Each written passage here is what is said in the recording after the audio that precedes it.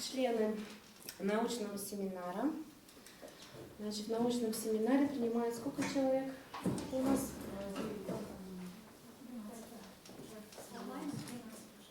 12? 12, отлично. Включая председателя ученого совета. Форум есть. С учетом этого научный семинар может продолжить свою работу.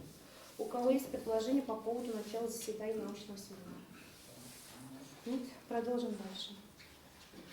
Прошу всех, кто согласен с этим предложением, проголосовать. Отлично. Так, объявляю научный семинар открытым. Повестки дня: обсуждение диссертационной работы на изыскание ученой степени доктора философии PhD по экономическим наукам докторанты Института развития туризма Тухтаевой Хуршиды Фархадовны по специальности 08-0013 менеджмент и 08-0017 туризм, гостиничная деятельность на тему регулирования и управления занятостью на рынке туристских услуг. Научный руководитель, доктор экономических наук, профессор Адылова Зульфия Джавдатовна. Официальные рецензенты по диссертационной работе: профессор ТГУ Бакиева Ирода Акбаровна, доктор ТГУ Умархаджаева Масар Ганиевна и доцент ТГУ Шиназарова Гулюрахон Бахтияровна. Слово будет предоставлено ученому секретарю научного семинара Алимовой Гузаль Алишеровне для ознакомления с автобиографией диссертанта. Ее нет, вы будете замечать, да? Здесь? Да? Ну все. Первый раз. Хорошо, тогда научный секретарь нашего института Лайна Бекмурадовна, пожалуйста. Assalomu alaykum, hurmatli seminar a'zolari. Ruxsat etsangiz, e'tiboringiz uchun To'xtayeva Xurshida Farhodovaning tarjimai holatini o'qib eshittirsam. To'xtayeva Xurshida Farhodovna 1993 yilda shahrida tavallud topgan. 2005 yilda Jizzax Politexnika institutining bakalavr bosqichini menejment yo'nalishini, 2021 yilda Toshkent davlat iqtisodiyot universitetining magistratura bosqichini demografiya mehnat iqtisodiyoti mutaxassisligi bo'yicha tamomlagan. Mehnat faoliyatini 2006 yilda Jizzax davlat pedagogika instituti axborot texnologiyalari markazi muhandis dasturchi sifatida boshlagan. 2023-2021 yillarda Toshkent davlat iqtisodiyot universiteti iqtisodiyot fakulteti inson resurslarini boshqarish kafedrasi assistenti lavozimida, 2024 yildan Toshkent davlat iqtisodiyot universiteti iqtisodiyot fakulteti mehnat iqtisodiyot kafedrasi katta o'qituvchi lavozimida faoliyat yuritib kelmoqda. To'xtayeva Xurshida Farhodovna 2023 yildan hozirgi kunga qadar Turizmni rivojlantirish ilmiy tadqiqot institutining tayanch doktoranti sifatida ilmiy izlanish olib bormoqda. Oilali 3 nafar farzandi bor. To'xtayeva Xurshida Farhodovna 2023 yildan 08-00-13 menejment ixtisosligi bo'yicha turistik xizmatlar bozorida bandlikni tartibga solish va boshqarish mavzusida ilmiy izlanishlar olib boryapti. Dissertatsiya ishi O'zbekiston Respublikasi Turizm qo'mitasi huzuridagi Turizmni rivojlantirish ilmiy tadqiqot institutida bajarilgan. Dissertatsiya mavzusi bo'yicha jami 20 ta ilmiy ish e'lon qilingan. Shulardan O'zbekiston Respublikasi Oliy attestatsiya komissiyasining doktorlik dissertatsiyalari asosiy ilmiy natijalarini chop etish tavsiya etilgan ilmiy nashrlarda 9 ta maqola, jumladan 6 tasi respublika va 3 tasi xorijiy jurnallarda chop etilgan. Talabgor ixtisoslik, chet tili, turizm va mehmonxona faoliyati ixtisosligi fanlaridan malakali imtihonlardan yaxshi va a'lo baholangan. To'xtayeva Xurshida Farhodovna tomonidan turistik xizmatlar bozorida bandlikni tartibga solish va boshqarish mavzusi Oliy attestatsiya komissiyasi byulletenining 2023 yil nomer 1 sonida e'lon qilingan. Ilmiy rahbariyat iqtisodiyot fanlari doktori professor Adilova Zульфия Джавдатовна tayinlangan. Спасибо, Лайла. Есть вопросы участников семинара к секретарю по анкетным данным соискателя? Если нет, предлагаю принять в качестве информации. Прошу всех, кто согласен с этим предложением, проголосовать. Так, какие у вас есть предложения по проведению обсуждения? Предлагается сначала прослушать доклад исследователя по вопросу повестки дня, а затем перейти к обсуждению. Есть возражения, другие предложения или комментарии? Если нет, тогда уже переходим к основной части. Слово предоставляется докторанту Тухтаевой Хуршиды Фархадовой для презентации основных результатов диссертационного исследования. Пожалуйста, Хуршид Фархадовна, вам дается по регламенту 20 минут. Пожалуйста, уложитесь в это время. Спасибо.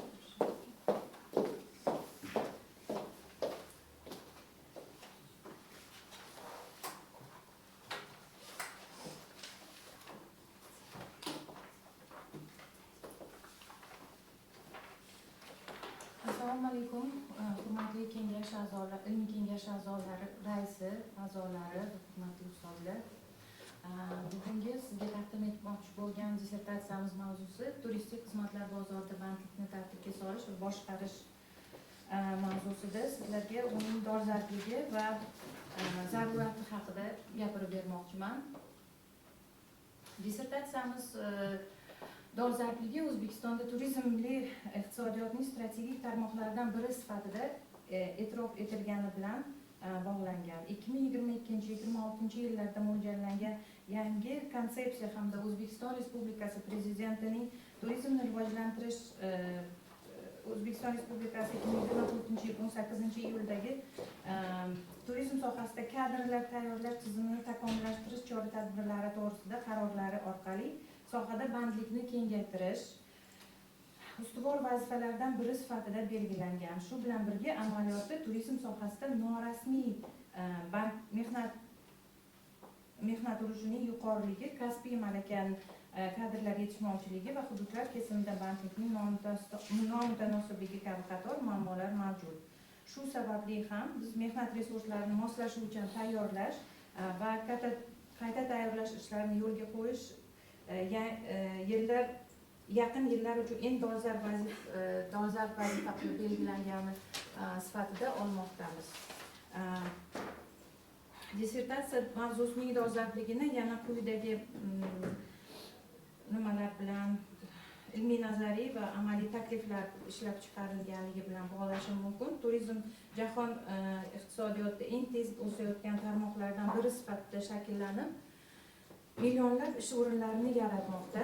2025-yil ma'lumotlariga ko'ra, ko'plab mamlakatlarda turizm va unga bog'liq xizmatlar sohasida bandlik hajmi barqaror o'sib, aholining 10-14% bo'lgan qismini qamrab olmoqda. Turistik xizmatlar bozorida bandlikni o'ziga xos jihatlari uning mavsumiyligi, hududiy nomutanosiblig'i bilan izohlanadi. Tadqiqot ishimiz obyekti, predmeti va maqsadiga o'tadigan bo'lsak, tadqiqot ishi maqsadi bu turistik xizmatlar bozorida bandlikni tartibga solish va boshqarish bo'yicha ilmiy asoslangan taklif va tavsiyalar ishlab chiqarishdan iborat. Tadqiqot ishining obyekti O'zbekiston Respublikasi turistik xizmatlar bozori bandlikni tartibga solish va boshqarish jarayonlari doirasida faoliyat yuritayotgan subyektlar hisoblanadi. Tadqiqot ishining predmeti turistik xizmatlar bozorida bandlik jarayonlari, ularni tartibga solish va ijtimoiy-iqtisodiy munosabatlar tizimi hisoblanadi. Tadqiqot ishining asosiy vazifalari quyidagilardan iborat bo'lib, turistik xizmatlar bozorida bandlikni boshqarishni tartibga solish muammolarini innovatsion tahlili, turistik xizmatlar bozorida bandlikni boshqarishga ta'sir etuvchi omillarni baholash modelini ishlab chiqish va turistik xizmatlar bozorida bandlikni tartibga solish va samarali boshqarish tizimini takomillashtirish bo'yicha tavsiyalar ishlab chiqish. Birinchi ilmiy yangiligimizga keladigan bo'lsak, birinchi ilmiy yangiligimiz bu turistik xizmatlar bozorida ya'ni turistik xizmatlar bozorida bandlik tushunchasining asosiy xususiyatlari va rivojlanish istiqbollarini aniqlash imkonini beruvchi konseptual mazmunning mualliflik yondashuvi asosida takomillashtirilganligi.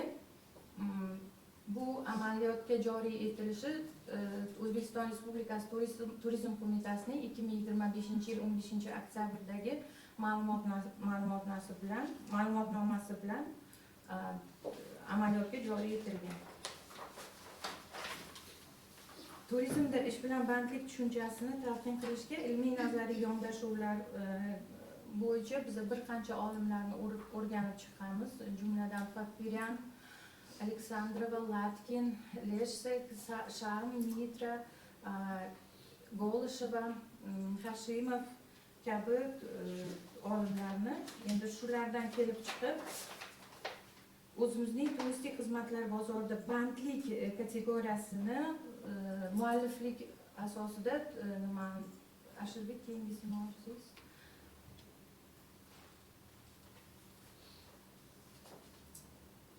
turistik xizmatlar bozorida bandlik kategoriyasini ichki va tashqi omillar ta'sirida turizm va iqtisodiyotning turdosh tarmoqlarida mehnat salohiyatini shakllantirish va undan foydalanish bilan bog'liq jarayonlar va munosabatlar majmuini aks ettiruvchi hamda mehnatga layoqatli aholining qonuniy, ijtimoiy foydali faoliyatda ishtirok etishini ta'minlovchi ijtimoiy iqtisodiy kategoriya sifatida talqin qilamiz.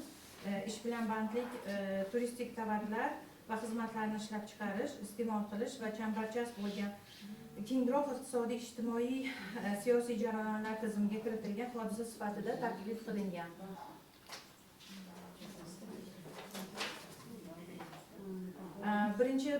Birinchi ilmiy yangiligimiz davomi sifatida biz strategik boshqarish modelini mexanizmini taklif qilamiz.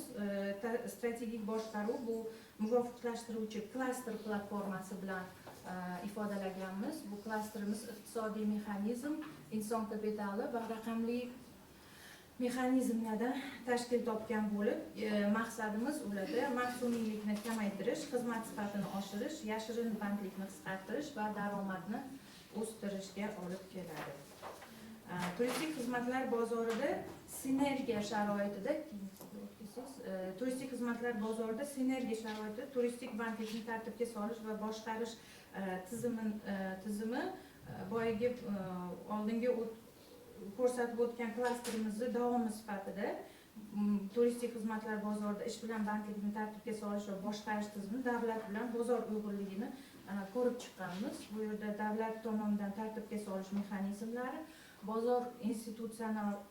bozor va institutsional mexanizmlar bandlikni tartibga solish shakllaridan kelib chiqqan holda turistik xizmatlar bozori xususiyatlari, ya'ni bandlikning mavsumiyligi, mehnatning nostandart shakllari, inqirozlariga yuqori darajada sezgirlik, kichik va o'rta biznesning ustunligini ko'rib chiqqanmiz. Ikkinchi ilmiy yangiligimiz turistik xizmatlar bozorida bandlikni tartibga solish va boshqaruv jarayonlariga zamonaviy texnologiyalarni integratsiya qilish orqali mintaqaviy bandlik muammolarini hal qilish va moslashuvchan mehnat bozorini shakllantirish uchun raqamli indikatorlar asosida mehnat bozori monitoring tizimi ishlab chiqilgan. Bu yangiligimiz O'zbekiston Respublikasi Turizm qo'mitasining 2025-yil 15-oktyabrdagi ma'lumotnomasi bilan amaliyotga joriy etilgan. Ikkinchi ilmiy yangiligimiz doirasida biz 2019-2025 yillardagi turistik xizmatlar bozorida bevosita ish bilan bandlik dinamikasini ko'rib chiqqanmiz. Ko'rishingiz mumkin.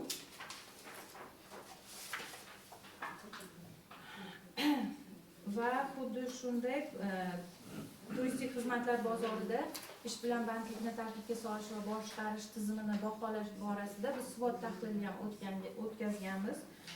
SWOT tahlilida ko'proq e'tibor beradigan narsalarimiz bu hozirgi kunda bizni bandlikda bo'ladigan kamchiliklarimiz, ya'ni kuchsiz tomonlarimizni aytib o'tadigan bo'lsak, bandlikning yuqori darajadagi mavsumiyligi, professional kadrlar yetishmovchiligi va xizmat ko'rsatish sifatining pastligi, hududiy nomutanosiblik va ish haqi miqdorining boshqa sektorlarga nisbatan barqaror emasligi bilan keltirib o'tishimiz mumkin.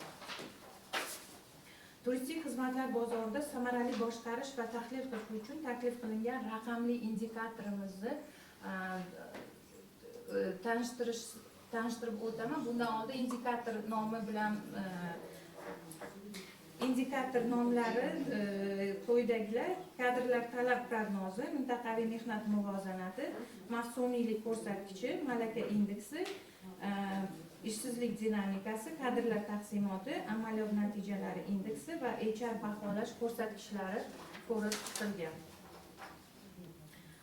Raqamli indikatorlar asosida turistik xizmatlar bozorida monitoring tizimi ishlab chiqilgan. Bu ham bizning ikkinchi ilmiy yangiligimiz asosi hisoblanadi. Bu indikatorimiz asosida ma'lumotlarni yig'ish bilan boshqarish va tahlil qilish ishlari olib borilib, boshqaruv choralarini qo'llash hamda xizmatlar va dasturlar markazlari va bandlik yarmarkalari bilan bog'liqligini ifodalab ketadi. Raqamli indikatorlarimiz asosida turistik xizmatlar bozori monitoring tizimi, ya'ni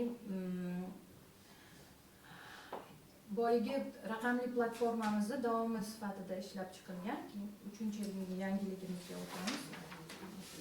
3-yillik yangiligimiz bu yangi raqamli ko'nikmalar va o'zgaruvchi iste'molchi ehtiyojlariga moslashtirish integratsion texnologiyalar asosida raqamli kompetensiyalarni baholash va moslashuvchan HR jarayonlarini bandlikni tartibga solish va boshqarish modeli ishlab chiqilgan.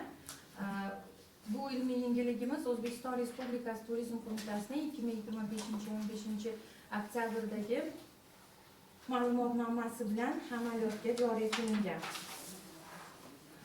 Inson resurslarini samarali boshqarish va raqamli kompetensiyalarni baholash modelining bu yerda biz mana shu ilmiy yangiligimiz asosida vizual ko'rinishini ko'rib o'tishimiz mumkin.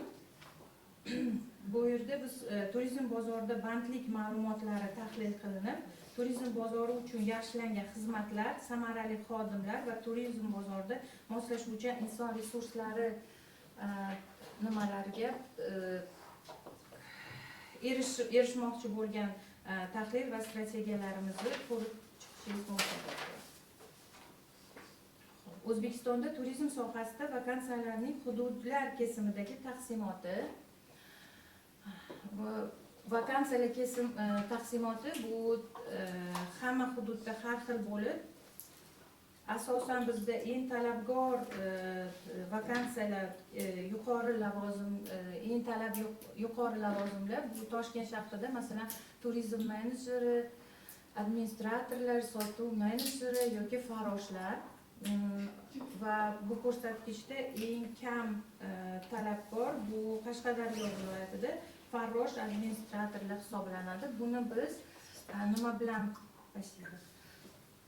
shu bilan bog'lashimiz kerakki, bizda aytib o'tganimizdek eng ko'p turistlar tashrifi Toshkent, Samarqand, Buxoro va Xivaga bo'lgani uchun ham bizda eng ko'p talablar o'sha shaharlarda bo'lmoqda.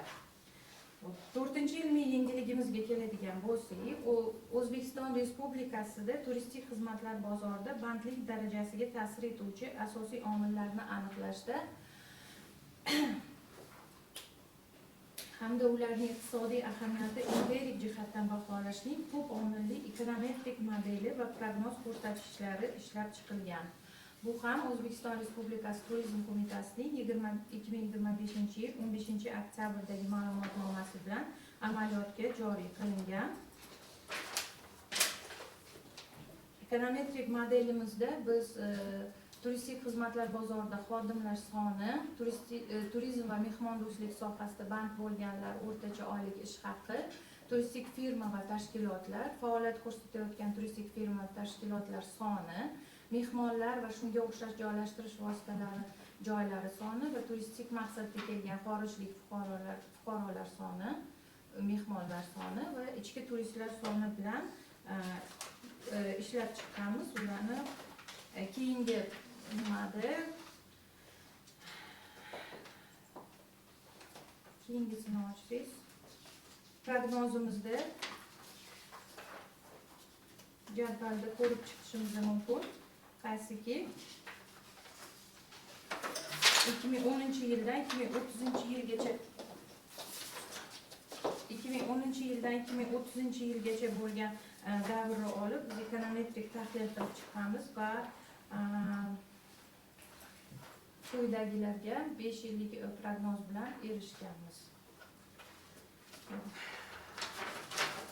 Xulosamizga keladigan bo'lsak, xulosamiz tadqiqot natijalariga ko'ra turistik xizmatlar bozorida bandlik tushunchasi, mazmuni va uning asosiy xususiyatlari ilmiy jihatdan aniqlandi. Shu asosda turizm sohasida bandlikni samarali boshqarish va tartibga solishning konseptual mazmuni ilmiy asoslab berildi. Xulosalarimizni biz avtoreferatda ham tanishib chiqishingiz mumkin. Rahmat. Хорошо.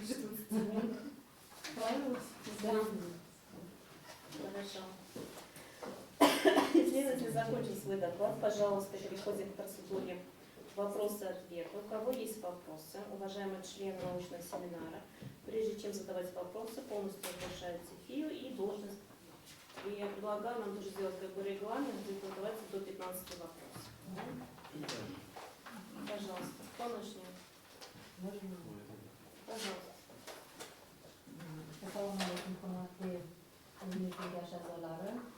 С вашего разрешения, можно я вам задам на русском языке? Кушать походовно, вы можете спокойно отвечать на русском языке, это самое главное. Спасибо вам за содержательный доклад. На самом деле, тема вашего научного исследования является актуальной. И вот в русском варианте автореферата на странице 46 вы представляете оценку системы регулирования и управления трудовыми отношениями на рынке туристических услуг. Приведена таблица. Я так поняла, это вы провели оценку через анализ, правильно? Да. Вот могли бы вы, пожалуйста, рассказать, как вы произвели данную оценку этой системы? Остановитесь, пожалуйста, именно на слабых сторон этой оценки и что вы рекомендуете для того, чтобы усилить эту сторону, чтобы слабая сторона стала менее выразительной данной оценки. И следующий вопрос. Вот на странице 50 русского варианта автореферата также вами было составлено распределение вакансий, да, вот туристических местам по регионам. Тоже, пожалуйста, можете вот подробно рассказать, как вы разработали данное распределение, почему были выбраны именно данные регионы и данные критерии. И еще вот последний вопрос. Так как мы знаем, что основным механизмом вообще регулирования управления является также и правовое, да, регулирование. Скажите, пожалуйста, какие вы законы знаете, которые есть по тематике вашего исследования? Заранее благодарю за ваши ответы. Меня зовут, я извиняюсь, за представитель, прошу прощения. Меня зовут Назарова Рама Рустамовна. Я доктор экономических наук, заведую кафедрой зеленой экономики в Ташкентском государственном университете.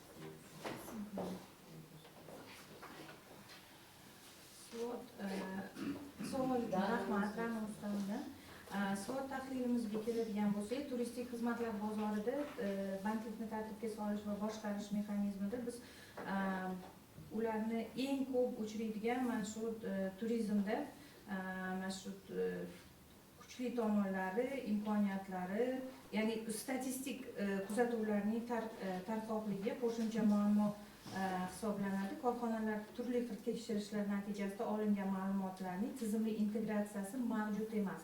Shu bilan birga O'zbekiston turizm xizmatlari bozorida bandlikni tartibga solish tizimini chuqur izoh qilish maqsadida biz quyidagilarni ko'rib chiqdik. Ya'ni masalan taqdimotimda ham aytib o'tdim.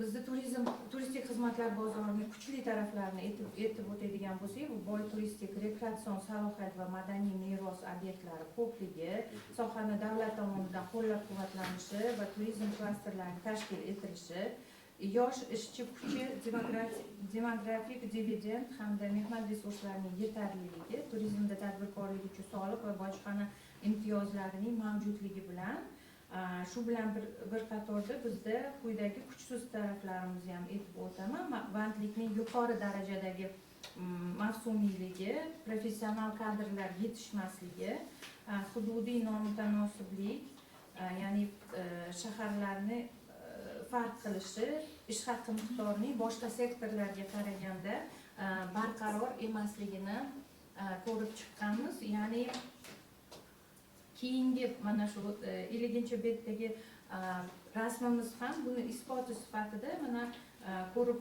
ko'rishimiz mumkinki, Toshkent shahri, Farg'ona, Namangan, Samarqand, Buxoro, Xorazm, Surxondaryo va Qashqadaryo viloyatlari olingan. Bunda nimaga faqat shu shaharlar olingan? Chunki bu shaharlarda eng ko'p turistlarning tashrifi uchun shu shaharlarda eng ko'p mana shu talab turizm sohasida bandlikka talabgor yuqori bo'lgan shaharlardan hisoblanadi. Bundan hozirgi kunda Qashqadaryo viloyatida eng kichik nima bilan ko'rsatkich bilan turgan bo'lsa, Toshkent shahri eng katta talab bilan ko'rsatkich bilan turibdi. 1313 ta hozirgi kunda. Bu platformani biz Город Работ platformasi ma'lumotlari asosida tayyorlaganmiz va yana bir marta eslatib o'tamanki, bizda turistik bandlikning yuqori darajada mavsumiyligi bizda mana shu ishchilarni beqarorligiga olib keladi. Ya'niki bitta mehmonxonada masalan har doim ham xodimlar soni bir xil kerakda turmaydi. Ya'ni turistlar sezoniga qarab o'zgarib turadi. Bo'lishi mumkin bu eng katta sezonda talab yuqori, ya'ni yoz va qish mavsumlarini oladigan bo'lsak, bahor va kuz mavsumlari bizda eng talab turistlar talabgorlik turistlar kelishi pastligi uchun ishsizlik nomutanossibligi kelib chiqadi. Qonunlarga keladigan bo'lsak, bizda turizm konsept birinchi o'rinda albatta bu O'zbekiston Respublikasi Konstitutsiyasi hisoblanadi va 2019-yilda qabul qilingan turizm qonunlari va mehnat kodeksi hisoblanadi. Bu ko'rib chiqqan nimalarimiz davomida yana uzr ozgina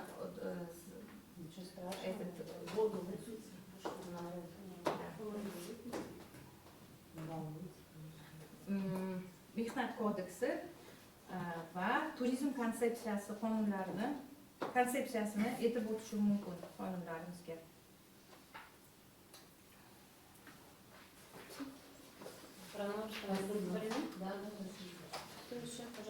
Пожалуйста, представьте сначала, потом вопрос.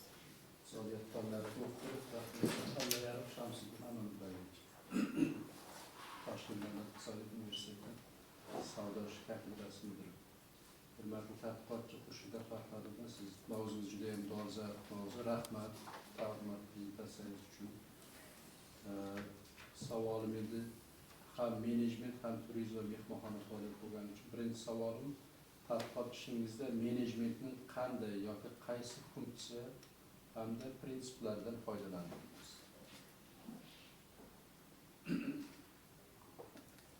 Tushunarlimi? Ikkinchi, umuman bandlikni tartibga solish qanday boshqariladi? Siz o'sha bandlikni tartibga solishni boshqarish, to'g'rimi? Mavzungiz. Bandlikni tartibga solish va boshqarish.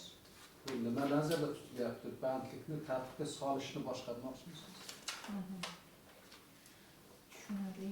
Bandlikni boshqarish va bandlikni tartibga solishni boshqarish. Bandlikni tartibga solish va boshqarish. Yo'q, shu bandlikni shu tartibga solishni boshqarmoqchimisiz? Boshqarishga yo'q, adela o'zi umuman mavzu tushunarli va boshqarib tushundim. Lekin turizm xizmatlar bozorida bandlikni tartibga solishni boshqarish nazarda tutilganmi? Bandlikni tartibga solish, tartibga solish tizimini boshqarish. Tizimini boshqarish. Yo'q, qanaqa tushuntirsam, o'z mehnat bozorini boshqarib bo'lmaydi, unga faqat tartibga solishimiz mumkin. Ya'ni boshqarish deganda biz faqat o'zimizni yengilliklarimiz bilan Mexanizm, boshqarish Tartibga solishni boshqarish deb tushunishimiz kerakmi? tartibga solishni boshqarish emas, tartibga solish va boshqarish. Tartibga solish va boshqarish deyapti. Lekin tartibga solishni boshqarmoqchimi? Umuman mana shu bandlikni tartibga solish и управление. Xo'p, shu bandlikni tartibga solish qanday boshqariladi?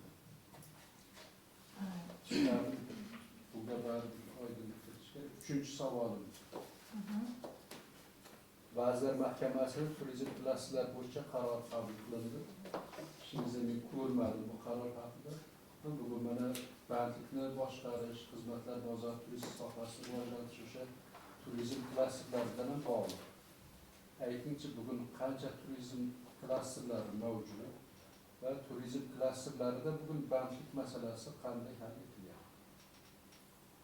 Ya'ni o'sha bandlik ta'minlashda turizm klasterlariga ham ahamiyat qanaqa tarzda? Va oxirgi savolim 4-chi mana prognozni oxirgi ko'rsatdingiz. Siz 7 ta omilni olgansizda? Ha. To'g'rimi? Ha. 7 ta omilni olgansiz. To'g'ri. Va 2030-yilga borib bu yerda o'sha turist xorijiy mehmonlar soni 7 million 995.700 bo'lyapti. 2030 strategiyasi bilan qanchalik hamohang bu strategiyada ham ko'rsatib qo'yapti. Bugun o'sha turistlar sonini qancha bo'lishiga ta'minlash masalasini. Bunga bir aytsangiz va o'sha 7 ta omilda tashqi omillar nega nazarda tutilmagan? Bironta tashqi omillarni ko'rsatmagansiz, olmagansiz. Chunki xorijdan turistlar kelishi, mehmonlar kelishi baribir o'sha tashqi global masalalar bilan bog'liq.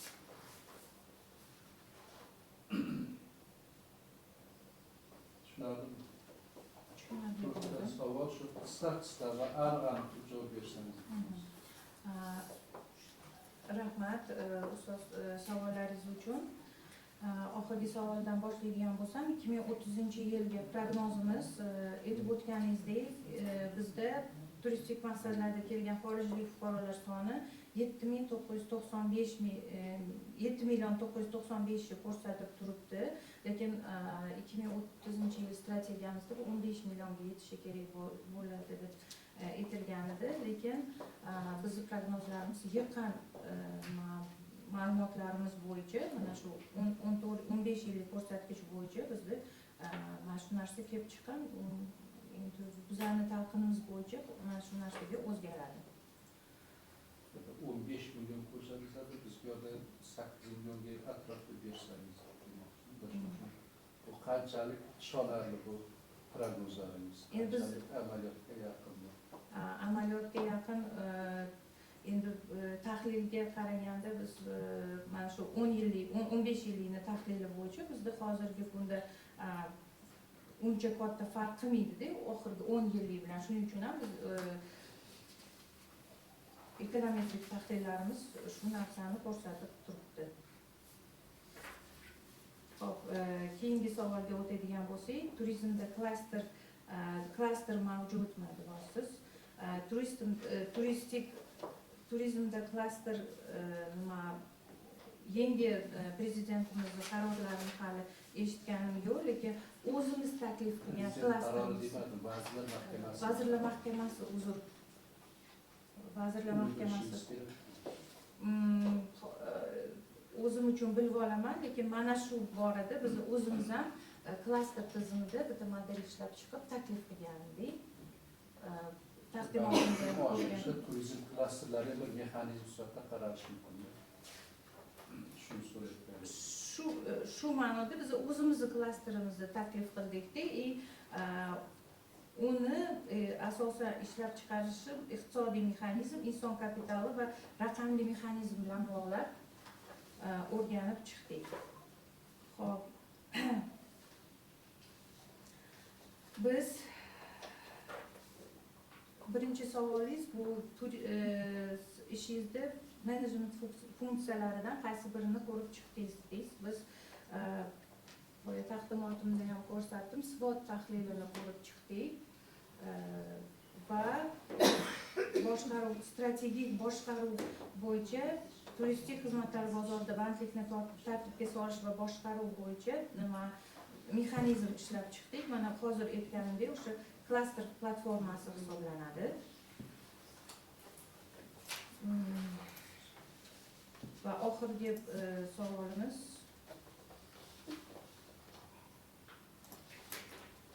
turizmda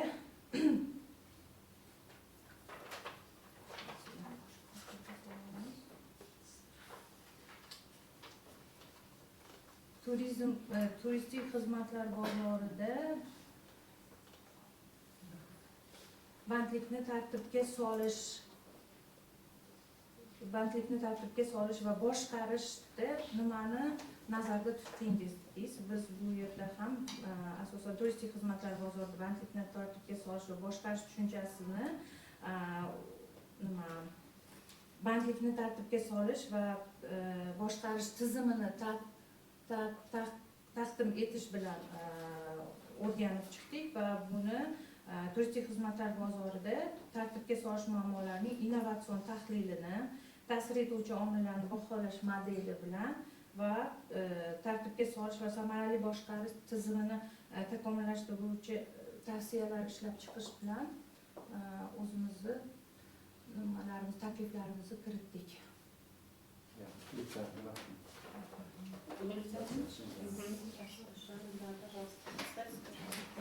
Alina G'uzali Alisherovna, iqtisodiyot fanlari doktori, Javob xavfsizligi universiteti professori. Menda bir nechta savollar paydo bo'ldi.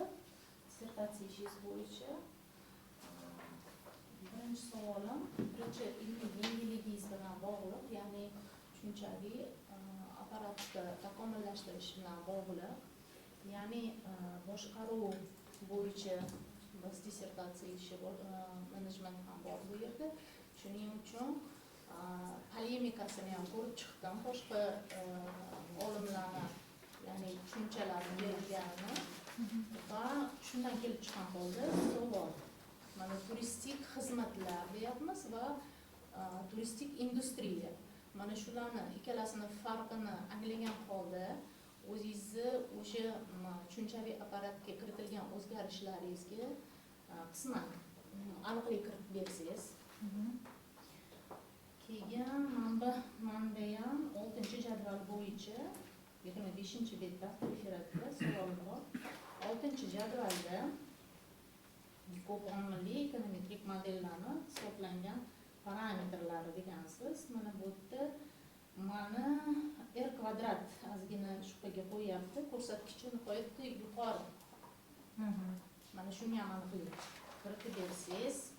3-chi savolim bu 7-jadval bo'yicha 7-jadvalda hisob kitoblaringiz aniqlandi. Umuman olganda men oxirigacha tushunib yetmadim va tushuntirish 7-jadvalga berilmagan referatda nima maqsadda bu prognoz, bu hisob kitoblaringiz qilindi, qanaqa ilmiy yengilligingizga ta'siri buni, umuman qanaqa ilmiy yengillik bor? Tushuntirib bersangiz.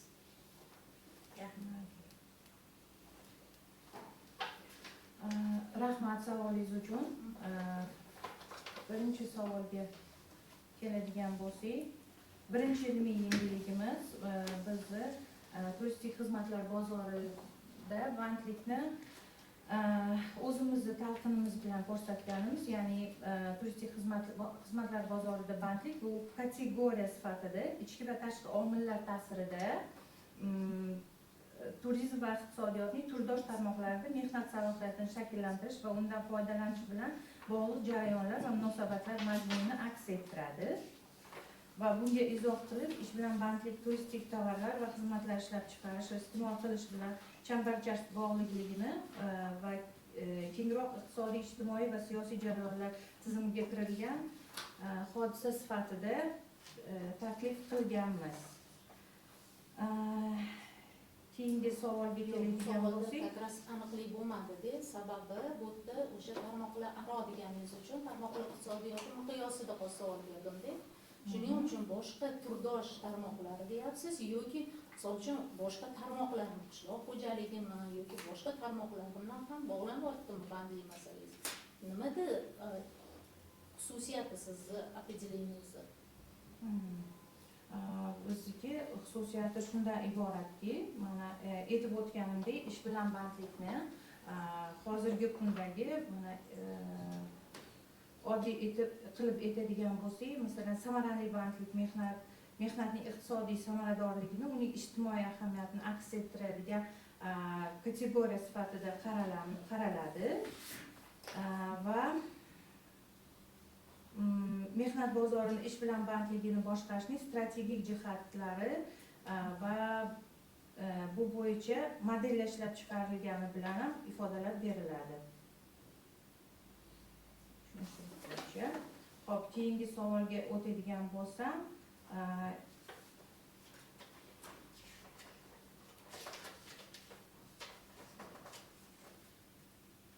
keyingi savolimiz ekonometrik tahlil bo'yicha REQ ko'rsatkichining juda ham yuqori kelgani. Bunda jadval ma'lumotlaridan foydalanib, ko'p omilli ekonometrik modelning chiziqli logarifmik ko'rinishini keltirib o'tganmiz va ushbu omillar o'rtasida korrelyatsiya koeffitsiyenti 0,8726 ga teng bo'lib hisoblanyapti.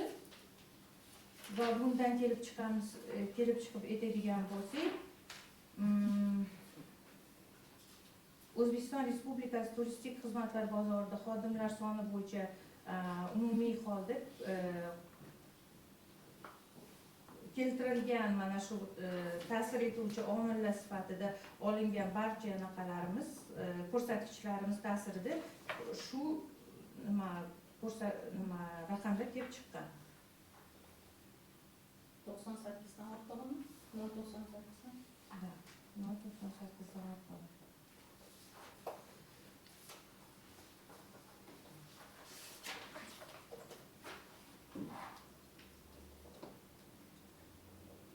Va 3-savolga keladigan bo'lsak, 7-jadvalimizda turistik xizmatlar bozoridagi xodimlar soni va unga ta'sir etuvchi omillarning prognoz hisob-kitoblari qiymatlarini oladigan bo'lsak, bu yerda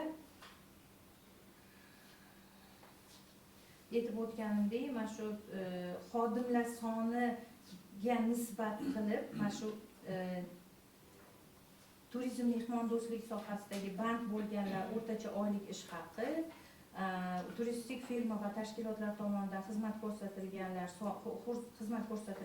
soni, faoliyat ko'rsatayotgan turistik firma va tashkilotlar soni, mehmonxona va shunga o'xshash joylashtirish vositalari joylashtirish soni va turistik maqsadlarda kelgan xorijlik fuqarolar soni, mehmonxonalar soni va ichki turizm,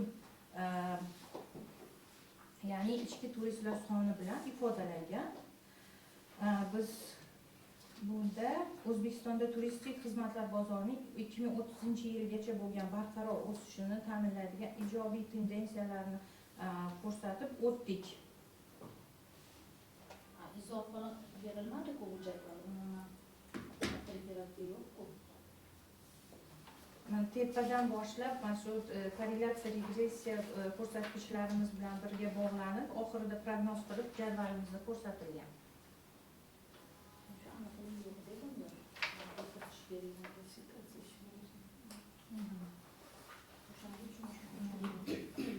Kamchiligimizni keyingi nimagacha to'g'rilab qo'yamiz.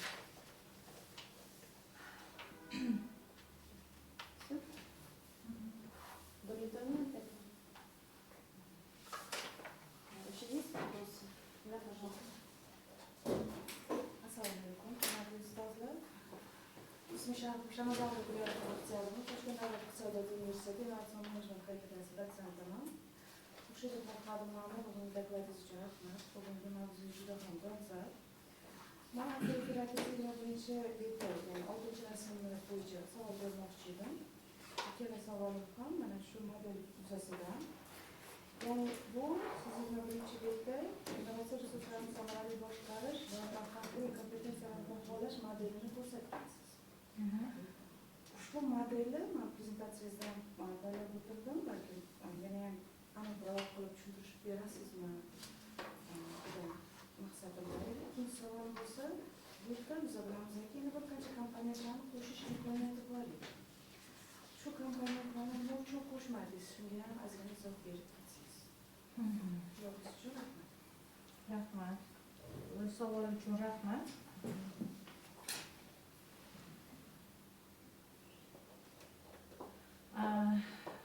Uchinchi rasmimiz inson resurslarini samarali boshqarish va raqamli kompetensiyalarni baholash modeli vizual ko'rinishi hisoblanib, unda turizm sohasidagi bandlik boshqaruvining yangi yondashuvlari, xodimlarning samaradorligini oshirishga xizmat sifati yaxshilanishi va raqamli transformatsiyaga moslashishga yordam beradi. Shu tarzda model turizm sohasidagi muvaffaqiyatli biznes amaliyotlarini yaratishda muhim asos bo'lib xizmat qiladi.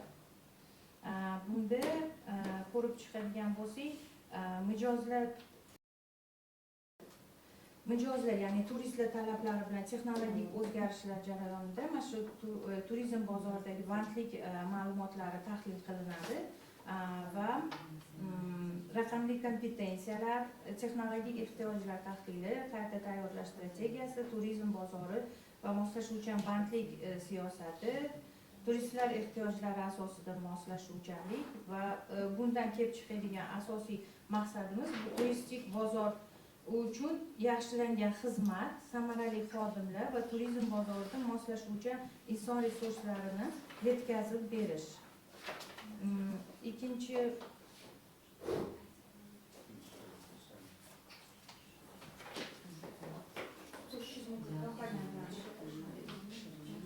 komponentlar quyidagi berilgan mana shu tahlil va strategiya bo'yicha berilgan komponentlarni yetarli deb o'yladik, chunki bular asosida kerakli bo'lgan anaqalarimizga, masalan, siz aytmoqchi bo'lgan bizda turizm asosan bu yerda qo'shilmagan komponent soft skill aytyapsizda, to'g'rimi? Soft skill nimaga qo'shilmagan? Turizmda aytib o'tganimizdek, mana shu ko'p odamlar bir-biri bilan muloqot qilgani asosan, lekin bu yerda qo'shmaganimiz, chunki mana shu tahlil va strategiyamiz asosan hard skillga moslanganligi bilan ifodalanadi. Да, можно я тоже вопросы задам? Может, я повторюсь коллегам для уточнения. Спасибо вам за работу. Работа на самом деле проделана большая. Тема такая актуальная. Как раз когда последних документов на занятость в сфере туризма делается большой акцент. И у меня вот такой вопрос. Первый на русском, хорошо? Страница 44, факт реферации. Вы даете анализ занятости в сфере туристских услуг. И вы рассматриваете 8 отраслей. Также приводятся данные по физическим лицам. Это индивидуальные предприниматели, самозанятые, которые тоже, согласно закону, являются субъектами сферы туризма. И теперь мы посмотрим на модель, на прогнозные расчеты, страница 55. Тут только рассматривается два компонента, две отрасли. Да, это размещение, средства размещения и туристские фирмы. Другие компоненты вы не рассматриваете. Я хотела спросить, почему вы сделали акцент именно только на два направления. И также узнать, рассматривали вы физические лица, потому что средства размещения, там тоже есть такое направление, это гостевые дома, осуществляют деятельность как физические лица, это индивидуальные предприниматели. Потом гиды тоже не входят в сектор туристских фирм, они являются в большей степени самозанятыми, индивидуальными предпринимателями. У меня вот вопрос такой, почему вы только сделали два компонента, не обратили внимания на еще 6, потому что вы здесь пишете, это прямая занятость, и также не включили физических лиц. Ну, с чем это обоснуйте, пожалуйста. Спасибо, Елена Вячеславовна, за вопрос. Можете на украинском отвечать, если вам удобно.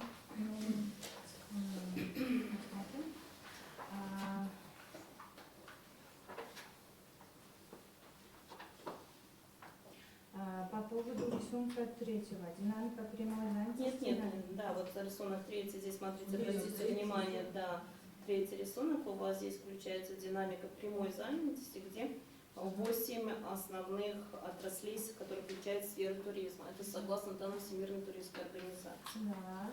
А потом мы знаем, что согласно закону о туризме, что субъекты сферы туризма – это физические и юридические лица. Вот в второй главе все это подробно так анализируется. Но саму модель расчета выставили только на двух показателях, да, в основном гостиничный сектор и туристский сектор. А почему вы не учли другие отрасль, чтобы показать более широкую картину. Спасибо. И про физические лица, почему мы тоже не рассмотрели, тоже с чем это связано. Может, со со данными, которые вот вы не смогли найти, или с другими направлениями. Спасибо за вопрос, Елена Вячеславовна. Это связано с тем, что... Вы можете нас сейчас спрашивать, если вам удобно. Ну, нет, могу отвечать. Это связано с тем, что когда мы изучали структуру туризма, действительно они субъекты туризма составляют юридические и физические лица, но когда мы изучали нормативные документы, там именно вот индивидуальное предпринимательство это на практику ввели только в 2011 году, а самозанятость в 2020 году. Поэтому мы не смогли включить, так как если наша модель не выстроится с 2010 года, у нас бы не выравнивалась бы наша шкала. Вот, второй вопрос у нас. Второй вопрос по поводу экономического прогноза, да? Какие, да, отрасли не включили. Может, тоже связано со данными? Ага. Как вы сказали, согласно Всемирному организацию туристической организации и вспомогательному счету, что занятость рассчитывается на основных отраслях, как мы посмотрели, в сфере туризма прямой занятости, и в 2019 году Узбекистан присоединился в вспомогательный счет туризма, и из этого введено практику в связи с этим у нас рассчитано по этим показателям. То есть с помощью вспомогательных счетов.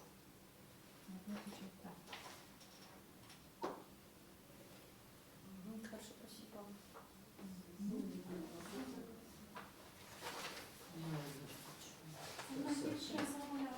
Сейчас зоме еще пару. Toshkent davlat iqtisodiyot universiteti turizm va mehmonxona biznes kafedrasi professori Ochilova Isloma Farmonovani 3 ta savollari bor ekan. Birinchi savol: O'zbekistonda turizm sohasida bandlikni aniqlash va nazorat qilishda qanday muammolar mavjud? Все, это последние вопросы будут, и все, тогда закончим, да? Да, прочитайте вопрос, и на этом потом завершим. Ikkinchi savol: O'zbekistonda turizmning qaysi yo'nalishlarda bandlik ulushi istiqbolli hisoblanadi?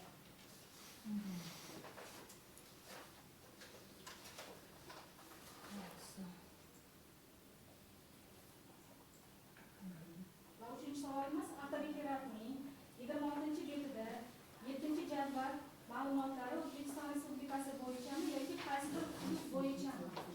Agar respublika miqyosida bo'lsa, ma'lumotlarni aniqlashtirish lozim. Agar respublika Qisqa bo'yicha bo'lsa, javob beramiz. Сколько получился вопрос? 20? Ну, посчитайте. bizda hozirgi kunda turizmda eng katta bandlik muammolari quyidagilarda kelib chiqmoqda, ya'ni bu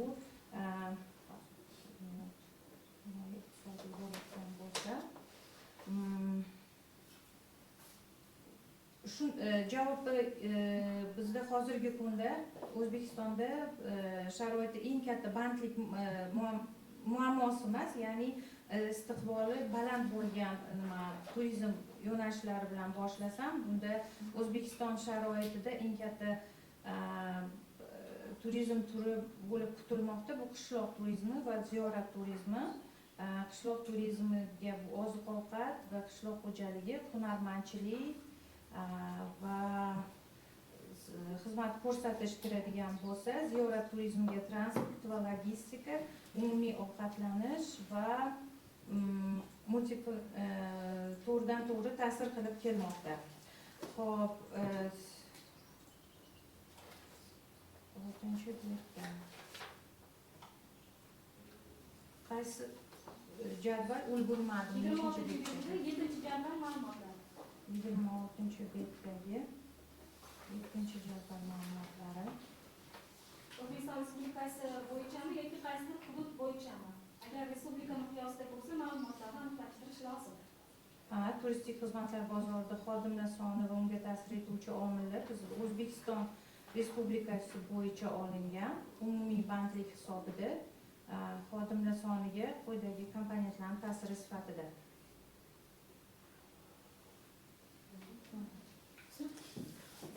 Я думаю, уважаемые участники семинара, уже 20 вопросов, я думаю, уже хватит, не будем больше мучить нашего докторанта. И с вашего разрешения, если больше не будем и мучить, больше не будет вопросов, перейдем уже, заканчиваем обсуждение и предоставляем слово научному руководителю, доктору экономических наук, профессору Адыловой Зульфии Джавдатовне. Зульфия Джавдатовна, вы можете ограничиться письменным заключением или выступить с речью. Спасибо большое. Салам алейкум, a'zolari.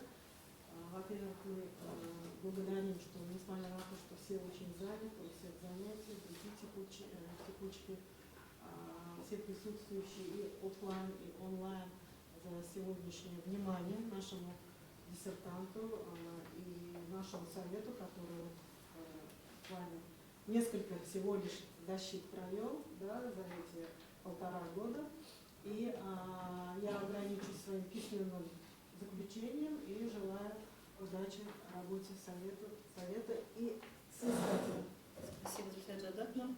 Представляем слово официальным рецензентам, которые ознакомились с диссертацией авторефератом. Пожалуйста, слово предоставляется первому рецензенту, профессору Института макроэкономических региональных исследований Каримовой Зельдоре Мирсабитовне. Только давайте замечательно. Professor Dildora Mirsabitovna dissertatsiya va avtoreferaga bir qancha ijobiy ta'qiz bildirganlar, shu bilan birga kamchiliklarni ham sanab o'tganlar. Ulardan dissertatsiyada yutuqli jihatlar bilan birga ayrim kamchiliklarga ham yo'l qo'yilgan bo'lib, ular bizning fikrimizcha quyidagilardan iborat. Birinchisi, dissertatsiyaning nomi turistik xizmatlar bozorida bandlikni tartibga solish va boshqarish bo'lib, nafaqat bandlik kategoriyasini ilmiy nazariy jihatdan tadqiq qilish, balki bandlikni tartibga solish va boshqarish mexanizmlari, ilmiy tushunchalarini ham keltirish zarur edi. Ikkinchisi, ko'p omilli modelni ishlab chiqish va prognozni amalga oshirishda bir nechta xatolarga yo'l qo'yilgan. Birinchidan, modelni ishlab chiqishda kuzatuvlar soni yetarli emas. Atigi 10 ton nuqta olingan, minimal talab qilinadigan miqdor esa 30-35 nuqta. Ikkinchidan, tanlangan X4 va X6 omillar deyarli bir xil bo'lib, bu modelning natijalarining ishonchliligini pasaytiradi. Ulardan faqat bittasini qoldirsa ham bo'ladi. Uchinchisi, dissertatsiyaning ikkinchi bobining Q1 bo'limida turizmdagi bandlik sohasida talab va taklif ko'rib chiqilgan. Dissertant turizm xizmatlari bozorida bandlik avtoreferati 4-rasm, lekin dissertatsiyada bu rasm yo'q va vakansiyalarni ikkinchi jadvaldagi hududlar kesimida keltirgan. Lekin turizm mehnat bozorida talab va taklifni umumlashtirilgan jadvali keltirilmagan. Dissertatsiyadagi 2-6 jadvalni bozordagi taklifni hisobga olgan holda qayta ko'rib chiqish kerak. To'rtinchisi, dissertatsiyaning ikkinchi bobining Q1 bo'limida so'rovnoma o'tkazilgan deyilgan 96-betda. Lekin kim o'tkazgan, qaysi hududlarda va nechta respondent qatnashganligi to'g'risida ma'lumot keltirilmagan. Ko'rsatilgan 7-ilova dissertatsiyada yo'q. 5-dan, avtoreferat va dissertatsiya matnida xatolar mavjud. Misol uchun, 2025-yil 18 noyabr O'zbekiston Respublikasi Prezidentining 217-sonli Prezident farmoni bilan ekologiya, atrof-muhitni muhofaza qilish va iqlim o'zgarishi vazirligi huzuridagi Turizm qo'mitasi O'zbekiston Respublikasi Turizm qo'mitasi sifatida qayd etilishi tashkil etilgan. Lekin dissertatsiyada Turizm qo'mitasi eski nom bilan keltirilgan. Misol uchun, avtoreferatni 10-betda. Umumiy xulosa sifatida O'zbekiston Respublikasi Turizm qo'mitasi huzuridagi Turizmni rivojlantirish ilmiy tadqiqot instituti doktoranti Xurshida Farhodovna To'xtayevning 080013 menejment va 080017 turizm va mehmonxona faoliyati ixtisosliklari bo'yicha turistik xizmatlar bozorida bandlikni tartibga solish va boshqarish mavzusidagi iqtisodiyot fanlari bo'yicha falsafa doktori PhD dissertatsiyasi mustaqil bajarilgan. Ilmiy ahamiyatga ega tugallangan ish bo'lib, O'zbekiston Respublikasi Oliy ishni ilmiy darajalar beruvchi ilmiy kengash qoshidagi ilmiy seminarda muhokamaga tavsiya etish mumkin. Rahmat. Спасибо вам. Слово предоставляется, передается следователю Тухтаеву Хуршиде Фархадовне для выражения своего мнения о недостатках, выявленных в рецензиях. Пожалуйста. Hurmatli Dildora Musabitovnaga o'zlarini ajratib, dissertatsiyamiz bilan tanishib chiqqanlari uchun rahmat etamiz.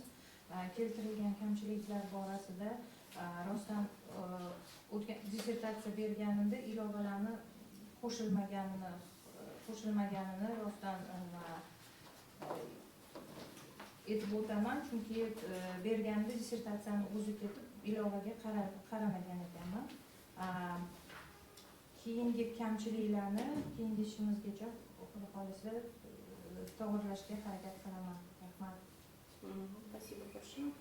Слово предоставляется второму официальному рецензенту, профессору Ташкентского государственного экономического университета, доктору экономических наук Бакиевой Розе Акбаровне.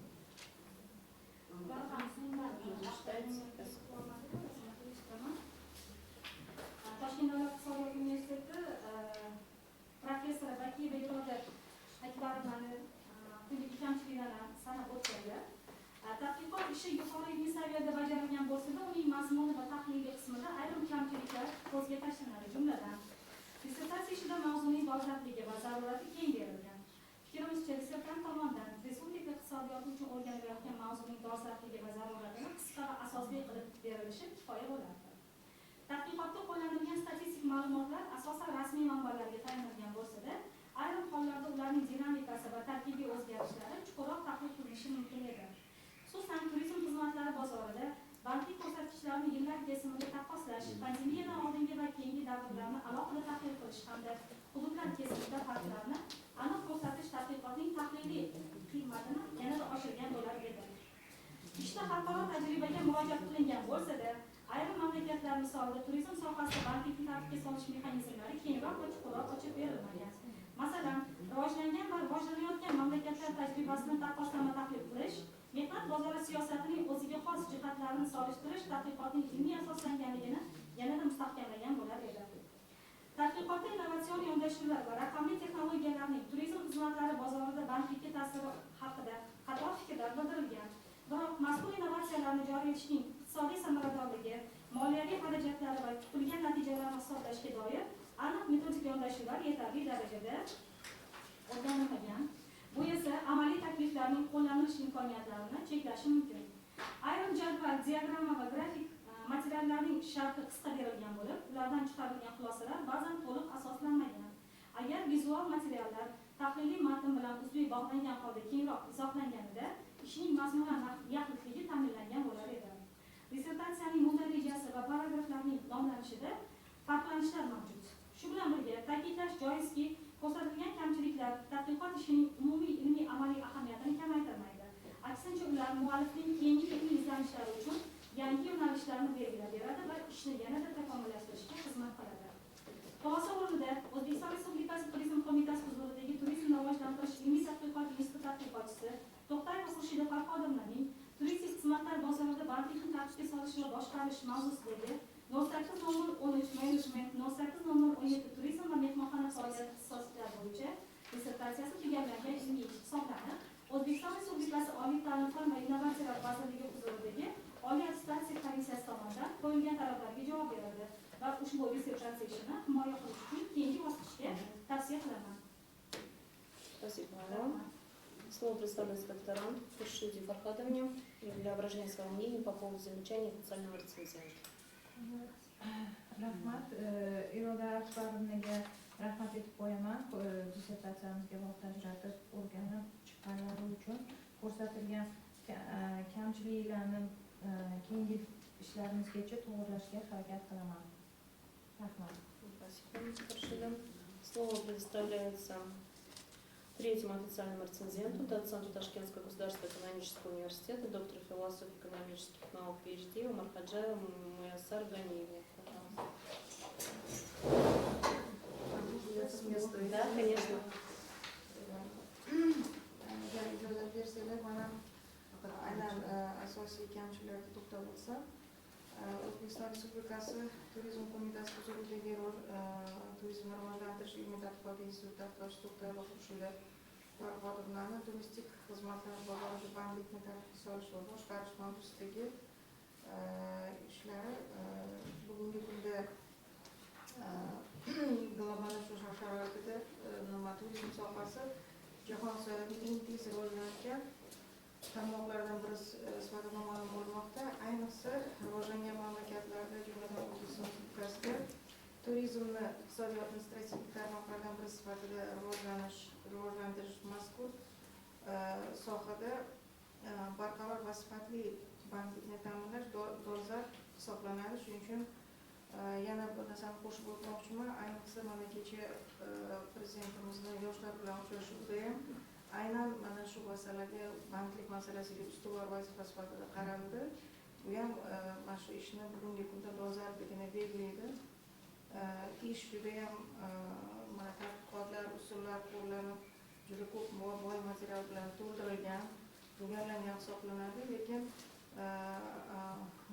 ilmiy tadqiqotda albatta ayrim kamchiliklar keltirib o'tmoqchiman. Yutuqlari qatorida demak, tadqiqotda turizm xizmatlari bozorida bandlik kategoriyasi iqtisodiy nazariya nuqtai nazaridan qayta ko'rib chiqilgan bo'lib, uni mehnat bozorini boshqa tarmoqlaridan farq qiluvchi jihatlari mavsumiylik, xizmat ko'rsatish jarayonini, mehnat sig'imi yuqoriligi, inson kapitaliga bo'lgan talabni ustuvorligi tizimli ravishda yoritib berilgan. Muallif turizm sohasida boshqaruv va bandlikka oid mavjud ilmiy yondashuvlarni umumlashtirib, ularni milliy iqtisodiyot sharoitida qo'llash imkoniyatini asoslangan. Bu esa mazkur aniqroq taqdim qilinish imkonini yaratadi.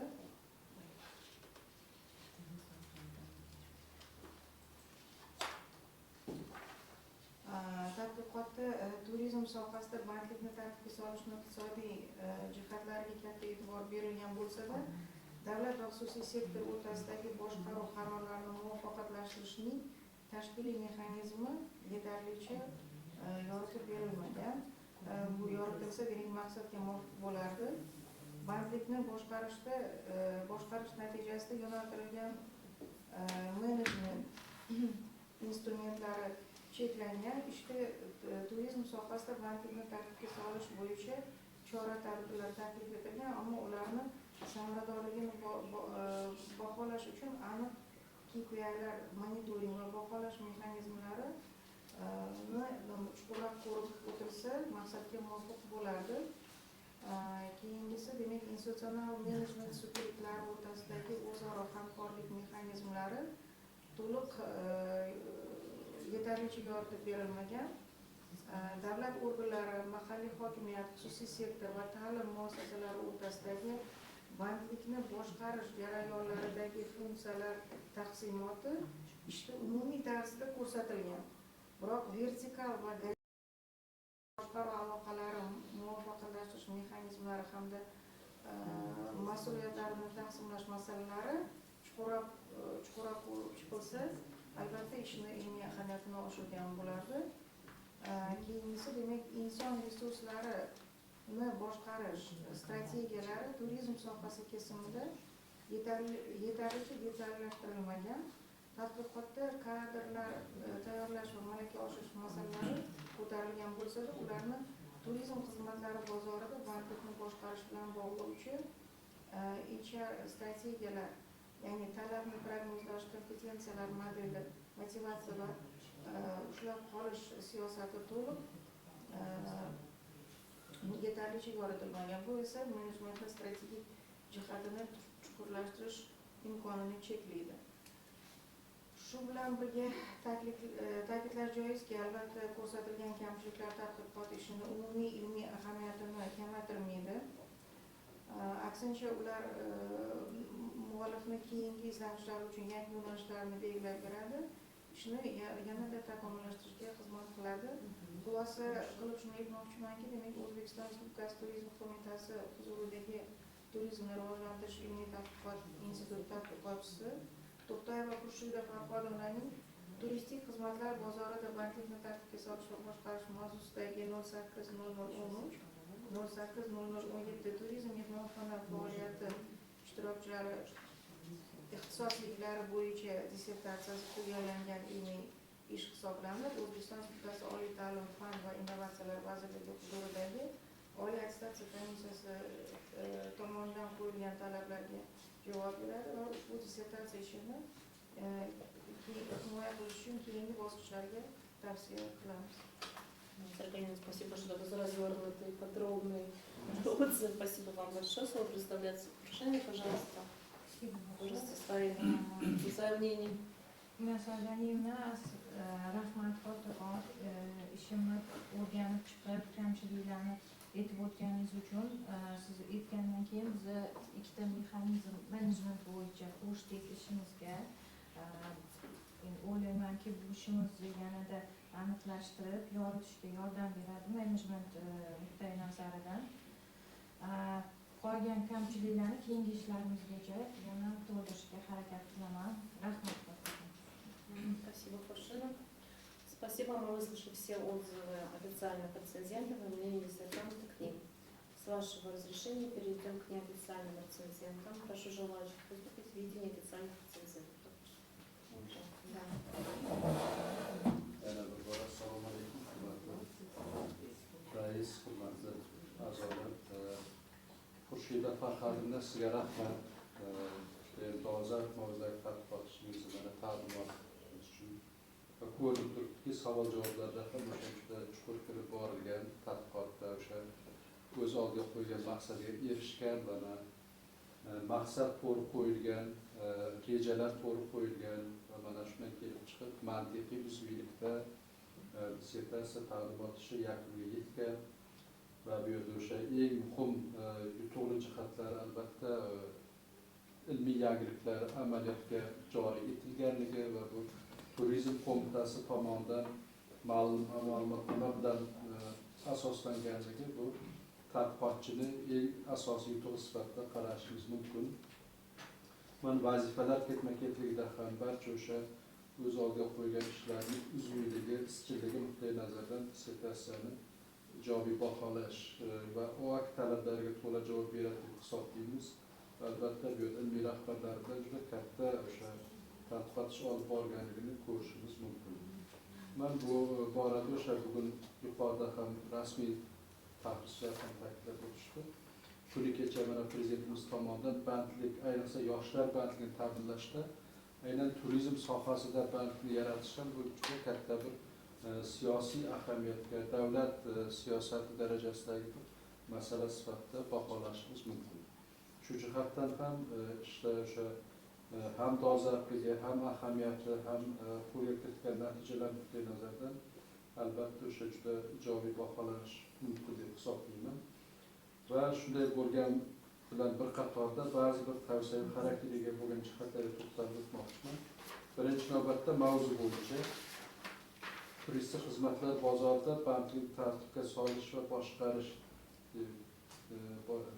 berilyapti. Meni nazarimda boshqarishni takomillashtirish deb bersak yaxshi bo'ladi. Zulfiya Javdatovna bo'lgan qarorimiz bilan. Turistik xizmatlar bozorida bandlikni tartibga solish va boshqarishni takomillashtirish deb bersak. Ya'ni совершенствование управления и регулирования занятости на рынке туристических услуг deb bersak.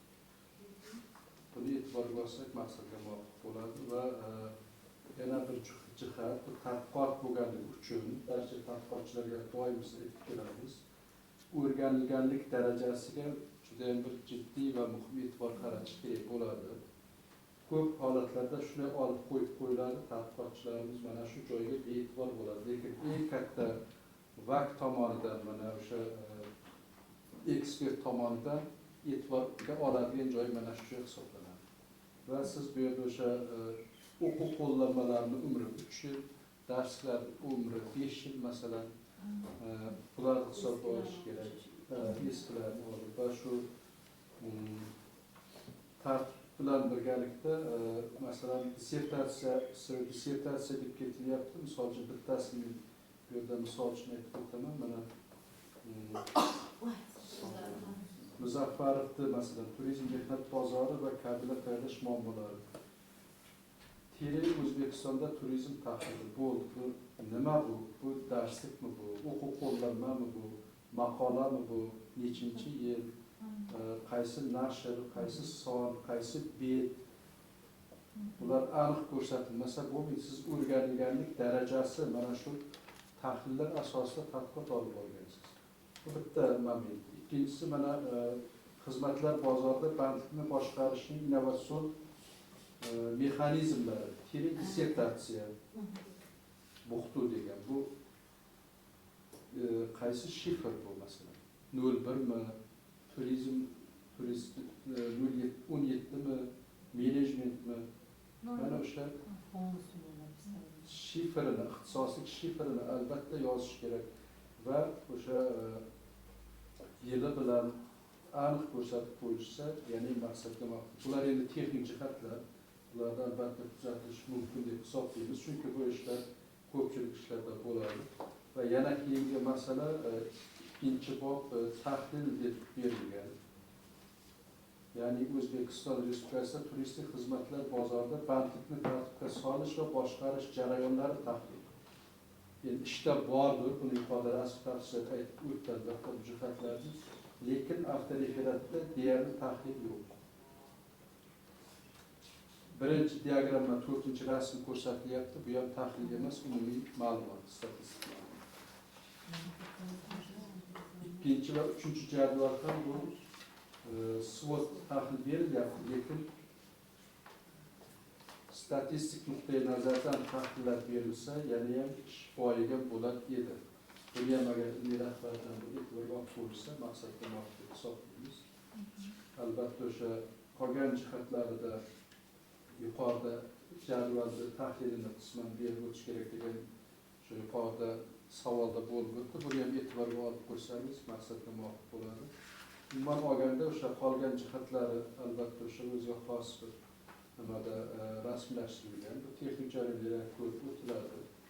Adabiyotlar ro'yxatida ham birinchichasi bilan ikkinchisi ketma-ketligini berib borish kerak. 6 bo'lsa 7 davom ettiradi. Umuman olganda bu kamchiliklari juz'iy kamchiliklar, tavsiya xarakteriga ega bo'lgan va tadbiq etish mumkin bo'lgan kamchiliklar va ish o'z maqsadiga erishgan, mustaqil bajarilgan va yakunlangan ish sifatida men ham e'tirof etgan holatda yoqlab ovoz beraman, ijobiy yoqlab va qolganlarini ham o'sha qo'llab-quvvatlashga chaqirib qolaman. Спасибо большое. Сразу отвечать на вопрос, или можно второй вопрос слушать? Зависимо. Если есть. Можно я тоже выступлю? Фархад, вам большое спасибо за работу. Говорю, работа очень актуальная, как раз с новыми тенденциями на рынке. Зульфия, вам тоже большое спасибо за руководство. Но у меня чисто такие технические моменты по русской части, что нужно ее отредактировать. Потому что здесь некорректно некоторые моменты прописаны. Тоже согласна с вашими всеми замечаниями и рекомендациями. И самое главное, все-таки нужно посмотреть еще раз геометрическую модель. Потому что здесь есть несколько дублирований, которые нужно убрать, потому что показатели сами значения немного не связуются с друг другом. Потом в цифрах тоже нужно посмотреть, потому что мы тоже обговаривали. Некоторые, может быть, технические сбои пошли. А во-вторых, работа, конечно, очень интересная, очень такая сложная, да, на стыке еще двух направлений. Поэтому я вам предлагаю не останавливаться на достигнутом, а все-таки так внимательно еще раз просмотреть и, конечно, внести определенные коррективы, потому что и немного поработать с новизной, да, потому что тема регулирования, а по факту здесь на везде нужно немножечко усилить этот момент. И самое главное еще посмотреть геометрические модели. Спасибо. Вам слово представляется Хуршида. Rahmat, ustozlar yig'ilgan hamma fikrga Это заключительное мне предоставляю? Нет, не заключительное. Вам нужно рекомендации ответить. Согласны, не согласны. Считаете, мы правильно решили, неправильно? Вы не торопитесь, Да. чтобы много говорить, очень долго говорить. Только начало, да. Rahmat ustoz bildirgan takliflaringiz uchun, fikrlaringiz uchun. Tadqiqotni aytib o'tganingizdek, o'quv adabiyotlarimizda o'zim nima bo'lgandan keyin ba'zi bir joyda qo'shganimizda bir xil anaqalar chiqib ketgan bo'lishi mumkin yoki yangi biron nimalarni olganimizda birga olinib ketganini inobatga oladigan bo'lsak, man shu yerda xato qilganman shekilli, buni tuzatib qo'yaman keyingi ishlarimizgacha. Keyin tahlil bo'yicha aytadigan bo'lsak, tahlillar bizda endi umumiy bandlik O'zbekiston bo'yicha olingani uchun umumiy qilib biz menejment tarafdan mexanizmni tahlil sifatida shu SWOT tahlilini va klaster modelini ko'rib chiqdik. Aytganingizdek, statistika bo'yicha tahlillarni ham qo'shamiz ishlarimizga, kelgusi ishlarimizga. Rahmat kattakon. Izlanishlarni. Спасибо вам большое, что показали мне, где нужно там исправить. Действительно, то, что вы сказали, важно. И я когда вот именно защищалась, или вот когда вопросы были, тогда и полностью поняла, что нужно тут некоторые изменения внести. Нужно подкорректировать. Спасибо большое.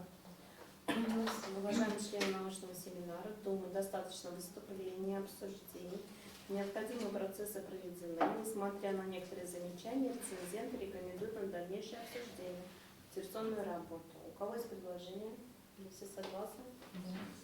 Так, предлагаю перейти к голосованию. Мы будем как бы в закрытом формате или в открытом формате? В открытом, да? Ну хорошо, тогда предлагаю провести голосование. Рекомендации к защите в научном совете диссертационную работу Тутаевой Хуршиде Фархатовне по направлению 080013 менеджмент и 080017 туризм и гостиничная деятельность на известную вам тему. Пожалуйста, можете написать в чате или поднять руку. Так, кто за? А это, ладно, посмотрите онлайн. В чате посмотрите. Qarshi degan ovoz bo'lmasa bo'ldi, rozilik olaman. Тоже согласна. Все согласны. Все участники семинара, присутствовавшие на заседании, онлайн, офлайн, единогласно поддержали и проголосовали за продолжение рекомендовать диссертацию к защите в научном совете. Против нет, воздержавшихся нет. По итогам голосования было принято решение рекомендовать диссертацию Хуршиды Фархатовны Туктаевой к защите. Так, если так, ну, можно поздравить уже, да, как первоначально. Поздравляем, Хуршида, вам. Да, теперь переходим к завершающей основной части нашего совета. Так, нам нужно теперь выбрать ведущую организацию и оппонента. Так, по ведущей организации сначала определимся. У нас 5 организаций. Международный университет туризма «Шелковый путь», Самаркандский институт экономики и сервиса, Бухарский государственный университет, Ташкентский государственный экономический университет не может не рассматриваться, потому что там работает Международная академия исламоведения Узбекистана. Поэтому научный руководитель. Да. У нас очень много сейчас последние защиты направляются в Самарканд и в Шелковый путь и в сервис, поэтому было бы хорошо, если бы если бы Ташкент выбрали Исламский университет, и можно Бухару предложить. Тоже мы туда не отправляли еще работу. Как вы скажете?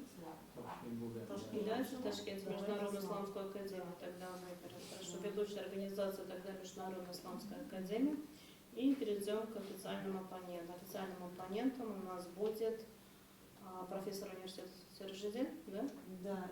Альфраганус, доктор экономических наук, Халилов Сержидин Ширалиоглу. Да, у нас получается из-за того, что на стыке многие, которых мы бы хотели взять, они в Ташкентском государственном экономическом университете, они вместе работают, мы не можем взять. Конфликт интересов. Да, факты интересов здесь немножко мы будем нарушать.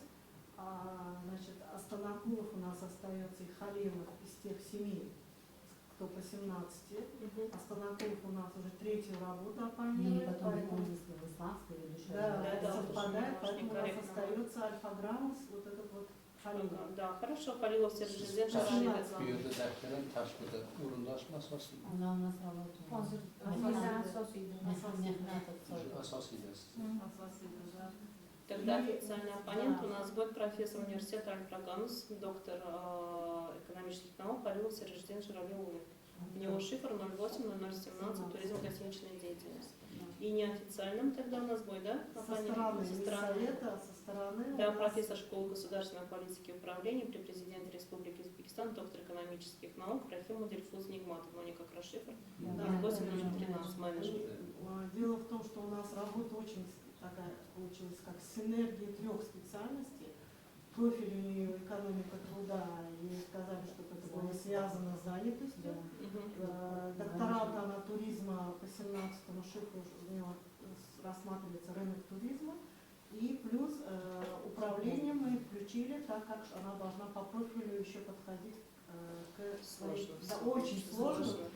Вот, и получилось так, что мы уже под конец включили шифр-менеджмент, сейчас доработали с помощью наших специалистов по менеджменту.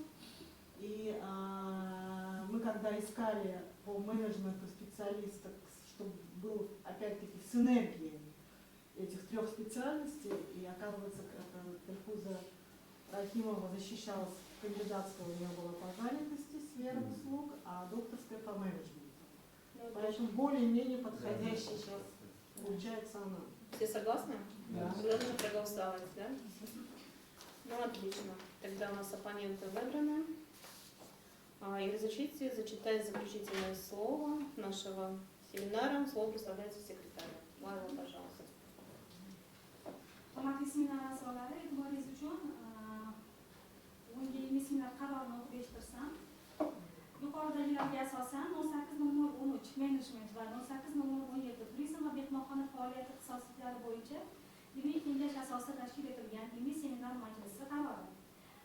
Turizmni rivojlantirish ilmiy tadqiqot instituti tadqiqotchisi To'xtayeva Xurshida Farhodovnaning 080013 menejment va 080017 turizm va mehmonxona faoliyati ixtisoslari bo'yicha iqtisodiyot fanlari bo'yicha falsafa doktori PhD ilmiy darajasini olish uchun yozilgan turistik xizmatlar bozorida bandlikni tartibga solish va boshqarish mavzusi 080013 menejment va 080017 turizm va mehmonxona faoliyati ixtisoslariga mos keladi va yakunlangan ish sifatida baholansin. Dissertatsiya O'zbekiston Respublikasi Oliy ta'lim fan va innovatsiyalar vazirligi huzuridagi Oliy attestatsiya komissiyasi tomonidan qo'yilgan talablarga javob beradi hisoblansin.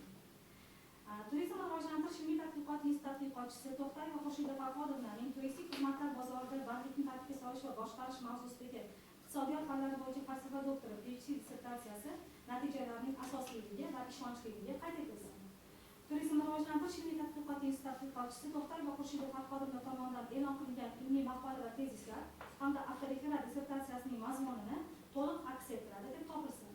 Turizm va rivojlantirish ilmiy tadqiqot instituti tayanch referenti tadqiqotchisi To'xtayeva Xurshida Farhodovnaning turistik xizmatlar bozorida bandlikni tartibga solish va boshqarish mavzusidagi iqtisodiyot fanlari bo'yicha falsafa doktori PhD dissertatsiyasi Turizm va rivojlantirish ilmiy tadqiqot instituti huzuridagi iqtisodiyot fanlari bo'yicha falsafa doktori PhD ilmiy darajalar beruvchi PhD 22/2025-27/12/01 raqamli tashkil etilgan ilmiy kengashga himoya qilish uchun tavsiya etilsin.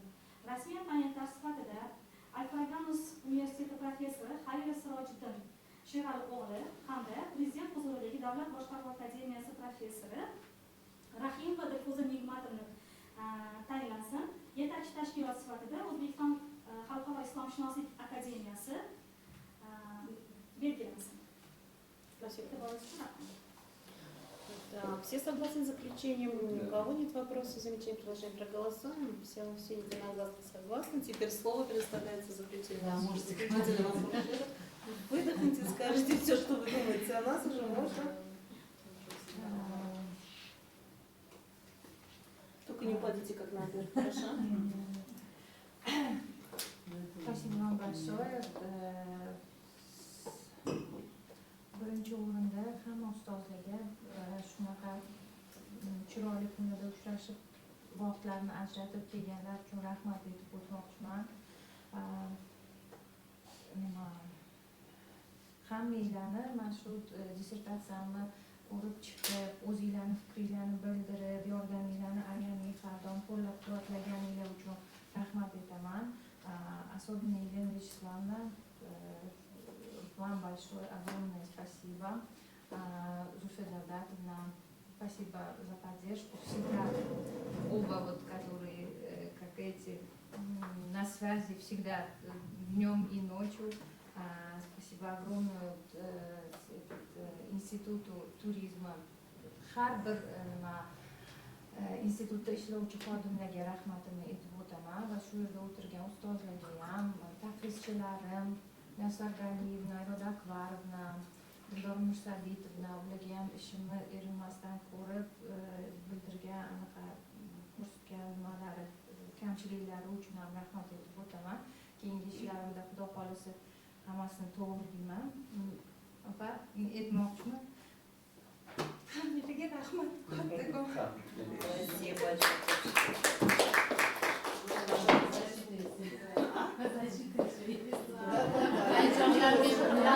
Все, уважаемые участники, спасибо большое. Повестка дня наша закончена. Всем огромное спасибо, что вы активно так принимали участие. Всем хорошего.